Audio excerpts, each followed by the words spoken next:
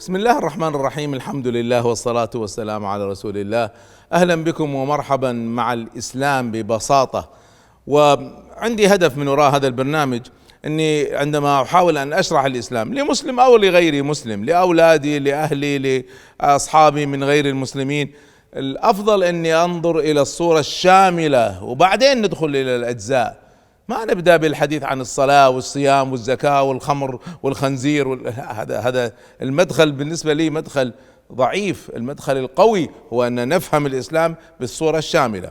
والمدخل الرئيسي يعني الصورة الشاملة ذكرتكم في الحلقات الأولى، بالنسبة لي لها 3 مداخل رئيسية. طبعا كل مدخل يغطيها نفسها، بس كل واحد يغطيها بطريقة خاصة. أما المدخل الأول حدثتكم عنه، وهو أهداف الإسلام من خلال النظر إلى أهداف الإيمان وأهداف الأخلاق وأهداف الشريعة، تتجمع وتشكل أهداف الإسلام، وشرحناها في تفصيل. ثم دخلنا مدخل آخر وهو القرآن الكريم. نفهم الإسلام من خلال القرآن، ومن خلال تقسيم القرآن إلى أبواب لها مواضيع محددة، وكل باب فيه فصول محددة، وقد شرحنا هذا وأخذت معنا معظم الحلقات.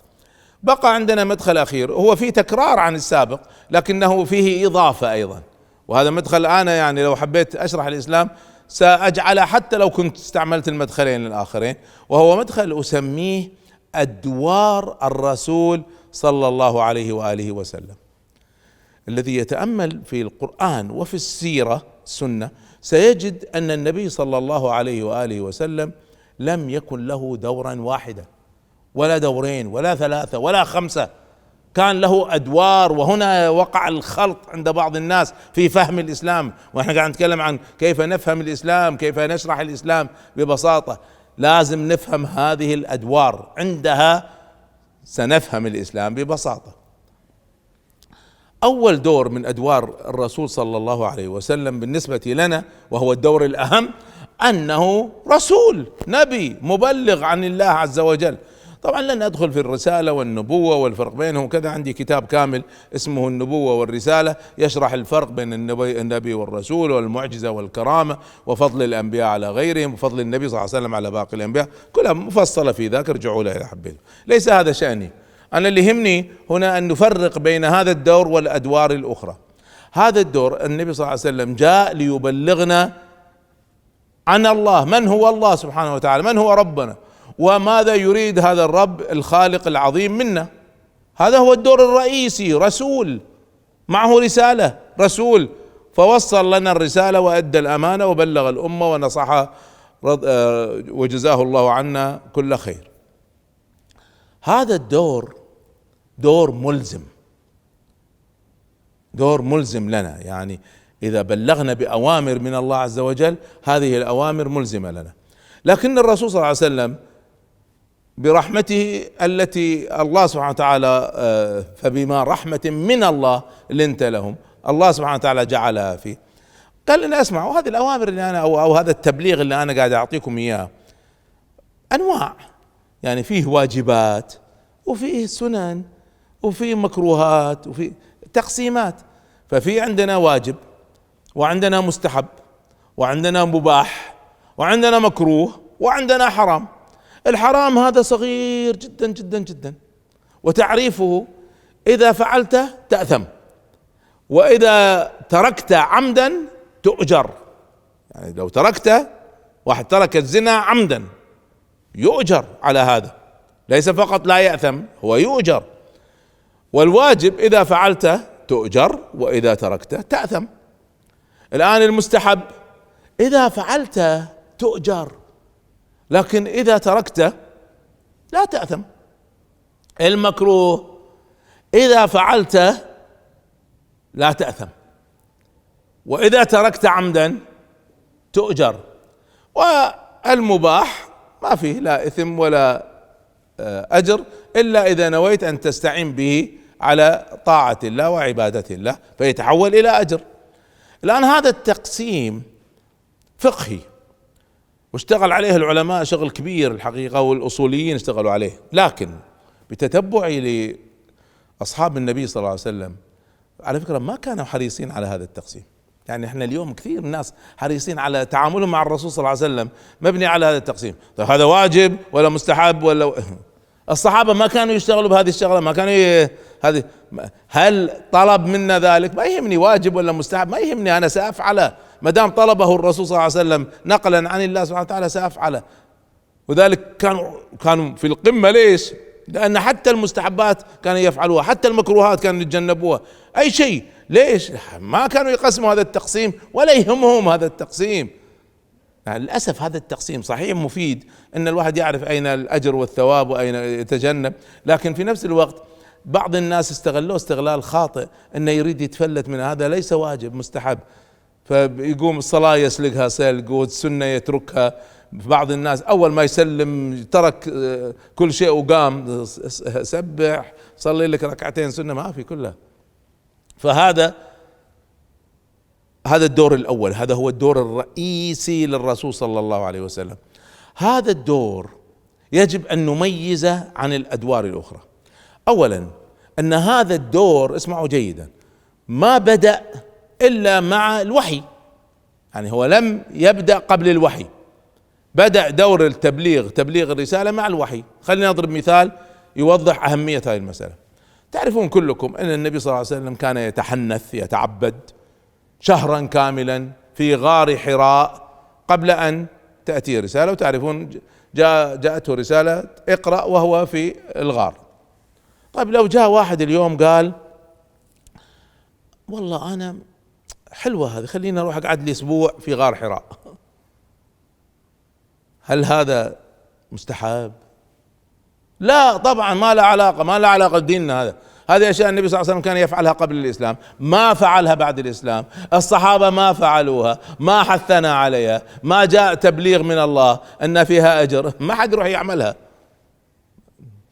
بدينا ما دام مبلغ نشتغل فيما بلغنا، أما الأمور التي قبل التبليغ ما لنا علاقة فيها هذه، لأن ما كان جاء له وحي وليس له دين واضح، لأن دين إبراهيم كان اندثر وهو على دين إبراهيم، فيتعبد بالطريقة اللي حاول يعملها.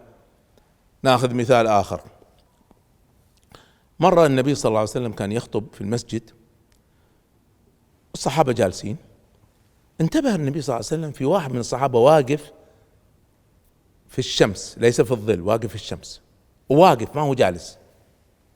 استغرب فقال من هذا ايش قصته؟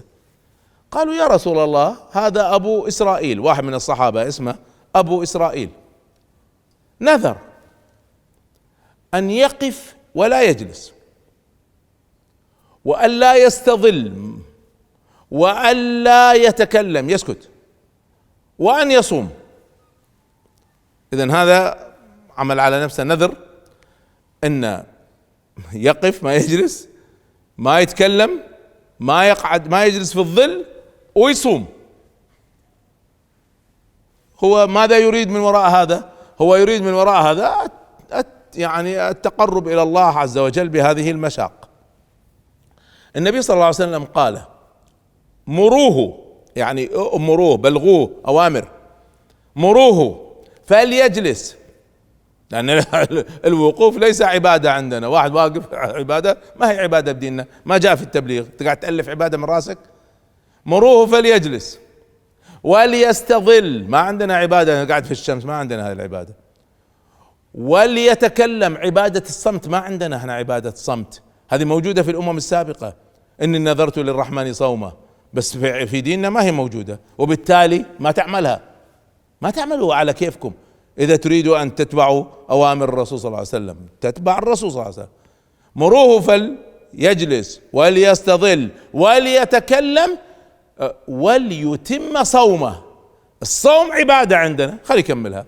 لاحظتوا الآن الأمور اللي بلغنا فيها نلتزم بها، الأمور التي هي من أديان سابقة، من أفعال النبي صلى الله عليه وسلم قبل البعثة، من الأشياء التي اسمعوا، من الأشياء التي هي ليست من دور التبليغ وإنما من الأدوار الأخرى التي ليس لها علاقة بالتبليغ، لسنا ملزمين فيها. إذن هذا هو الدور الأول للنبي صلى الله عليه وسلم. دور آخر رئيسي جدا جدا، وهو أنه بشر، بشر، له حاجات البشر وتصرفات البشر وانفعالات البشر، وبالتالي هذه يسموها العلماء الافعال الجبليه، اي الطبيعيه، من الجبله، من الطبيعه، من الفطره. هذه الافعال الجبليه الطبيعيه ليست دينا. هو صحيح فعلها النبي صلى الله عليه وسلم، لكن ليس للتأسي، ليس للاقتداء، هذه فعلها بصفة إنسان، ما لم يدعونا أن نقلدها. أعطيكم أمثلة على هذه المسألة. يعني في واحد من الصحابة اسمه عبد الله بن عمر رضي الله عنهما، ابن عمر بن الخطاب، معروف، كانوا يسمونه الصحابي المتأسي. ليش الصحابي المتأسي؟ هذا كان حريص يسوي كل الأشياء اللي النبي صلى الله عليه وسلم كان يسويها، إلى درجة أنه كان مرة طالع من مكة للمدينة، في الطريق والقافلة ماشية، في الطريق لف ناقته، مشى خارج القافلة ورجع ودخل. فاستغربوا الناس، ايش الحركة هذه؟ فقالوا له: ماذا فعلت يا ابن عمر؟ قال: رأيت ناقة النبي صلى الله عليه وسلم خرجت في هذا المكان ورجعت، ماشية بالقافلة طلعت، والنبي صلى الله عليه وسلم تارك ناقته تمشي مع القافلة، راحت لوحدها ورجعت. انا قاعد اسوي، بس هو هذيك الناقة عملتها عشوائي، هو يعملها بالعمد. وكان يفعل كل شيء، يدوس نفس المكان، يحب ياكل نفس الاكل. تعرفوا الخلفاء الراشدين الاربعة كلهم اعترضوا على تصرفات ابن عمر، قالوا: ايش قاعد تسوي؟ هذا ليس من دين الله عز وجل. نحن ما احنا مأمورين ان نقلد النبي صلى الله عليه وسلم كإنسان، احنا مقلدين، مطلوب ان نقلده بالأوامر والتبليغات التي بلغنا بها كبشر، كرسول وليس كبشر. وبالتالي خلينا نميز بين دوره كرسول ودوره كإنسان، فاحنا ملزمين به كرسول وليس كإنسان، الا الجانب الأخلاقي، لكن الجانب الإنساني ايش يحب ياكل، ايش يحب يلبس، هذا ليس من امور ديننا. هناك ادوار اخرى رئيسية خطيرة جدا احدثكم عنها في اللقاء القادم ان شاء الله. استودعكم الله والسلام عليكم ورحمة الله.